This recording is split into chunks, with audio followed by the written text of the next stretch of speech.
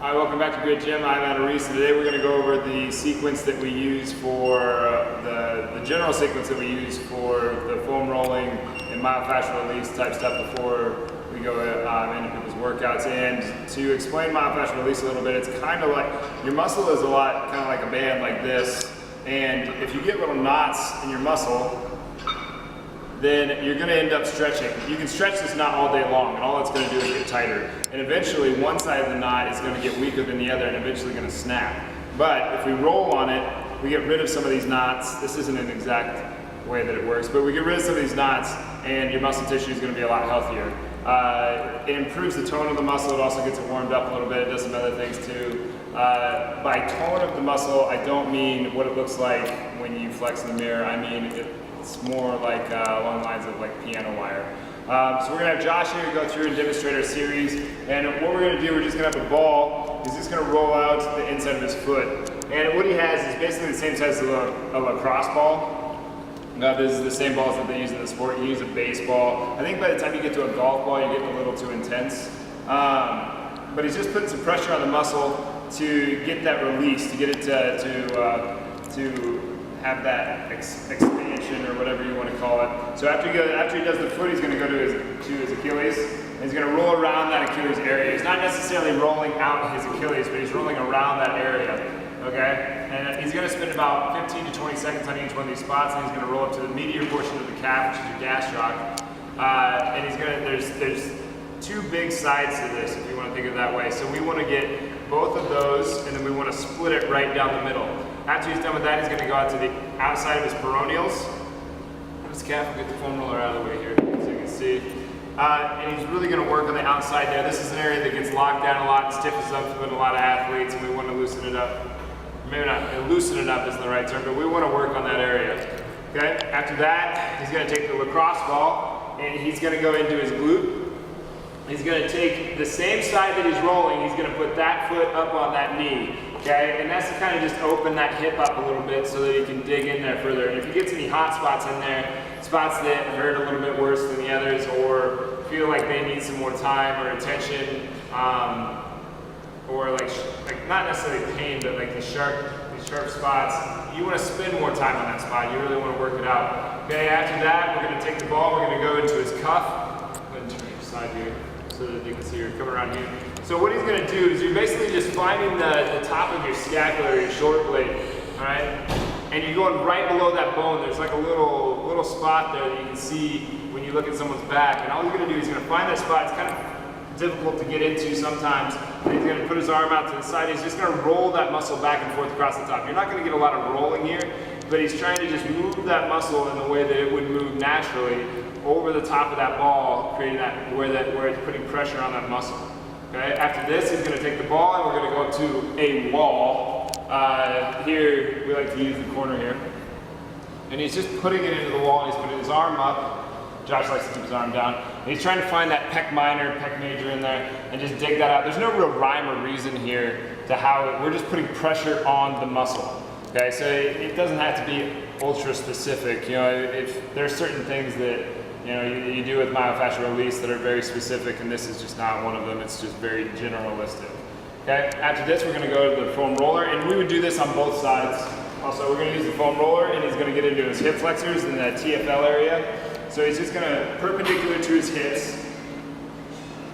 Careful not to roll over your guys, but he's going to roll out the front part of that hip there, and he doesn't want to go over the hip bone, okay? So we don't want to cause a bunch of irritation in there. We just want to get that TFL that sits right there in the front of that hip, and then we're going to roll out to IT band.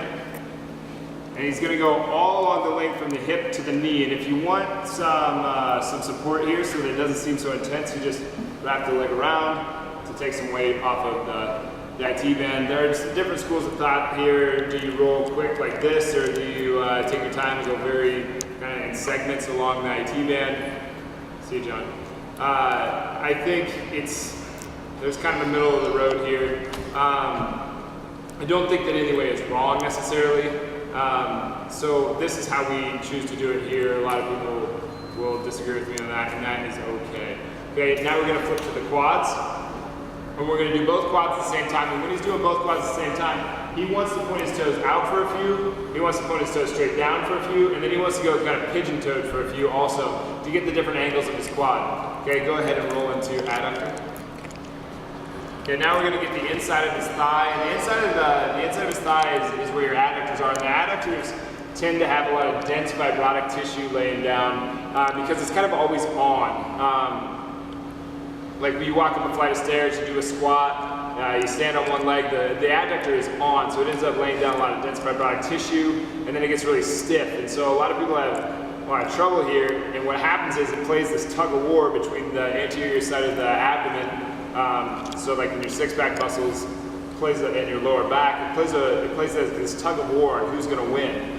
So another reason for having a strong core, another reason for rolling out and stretching out your adductors.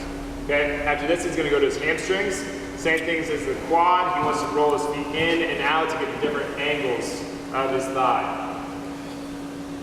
And he's just going to roll up and down. So pigeon-toed for a few, duck-footed for a few. You're just rolling them out. Okay, now he's going to go back to his chest again, and he's going to lay perpendicular to the roller. And this is kind of an awkward one at first for a lot of people because they have trouble finding that pec. Just try to feel it out. It's not one of those things where I can give you the magic word that's going to tell you exactly how to do it. Just feel it out where you need to be so that you can be on that pec and dig that out. Now he's going to go to his lat, and the lat is this big muscle down his back. This is the muscle that you're kind of working when you do pull-ups.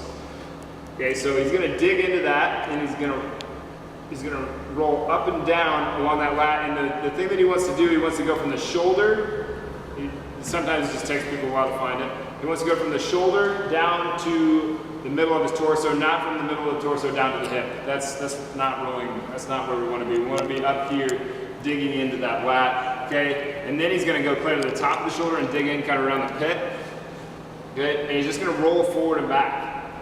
He's going to roll into it and back, and he's just digging that out in there. This is another area that gets really locked down. We work with a lot of overhead throwing athletes, or overhead athletes like volleyball and baseball, and this is an area that really gets sucked down from doing that over and over and over again repeatedly. Okay, now he's going to go to his upper back, kind of rhomboid to mid-low trap area. He's going to hug himself up real tight to open up the space between his shoulder blades. He's just going to roll up and down. This is kind of a crowd favorite. It usually feels pretty good for most people. And if you have a super friend, you can have someone come along and pull this apart and just give you a little pressure in there. Am I taking your breath away? Cute, huh? All right, now he's going to come up to a table. You can also use a box or a bench. It's just a little bit goofier. And he's going to roll out his adductors. Okay. And what he's going to do first, he's going to get the direct inside of his adductor. Okay. So he wants to point his foot straight forward and get the inside, kind of like the opposite of his IT band. So whatever is on the opposite side of this, maybe that's a good way to explain it. Okay. He's going to dig that out, and then he's going to point his toe up for a few. And he's going to dig that out too. So this is just to get into that adductor complex even deeper, because we have multiple sides of the adductor. It's not like it just lies in front or anything like that. We really want to work on this quite a bit. And then this would be the end of our series for the myofascial release type stuff. Some people will go into and get up a stick or other things like that. But that's the generalized sequence that we use at Grit Gym.